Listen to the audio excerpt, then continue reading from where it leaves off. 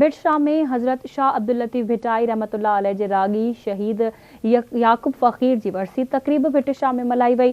सैयद हाकिम अली शाह समाजी अगवान, दीवान गागन दास, दीवान ईशोर दास, दीवान लालचंद, अनिल कुमार, नरेश कुमार ऐं ॿियनि पारां भिटाई जे रागी फ़कीर याकूब शहीद जे मज़ार ते चादर चाढ़े दुआ घुरी वरसी तकरीब में शिरकत कई। उन खां अॻु दीवान बिरादरीअ पारां समाजी अगवान दीवान गागन दास जी अगवाणी में दरगाह भिटाई तां चादर खणी अचण जी रस्म अदा कई वई, जंहिं बाद रागी फ़कीर शहीद याकूब जे मज़ार ते चादर चाढ़े वरसी तकरीब जो इफ्तिताह कयो वियो। उन मौके ते शहर जी सियासी समाजी अगवाननि समेत शहरिन वॾे अंग में शिरकत कई। वरसी तकरीब में मक़ामी फ़नकारनि पारां राग रंग जी महफ़िल पिणु सजाई वई, जंहिं में फ़नकारनि पारां सूफ़ियाणा कलाम पेश कया विया।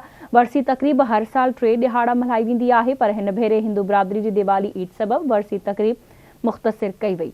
वरसी तकरीब जे मौके ते आयल ज़ाइरीन चयो त याकूब शहीद लतीफ़ साईं जो रागी फ़कीर हो, जंहिं करे भिट शाह शहर जो क़दीमी क़ब्रिस्तान याकूब शहीद जे नाले सां मंसूब थियल आहे।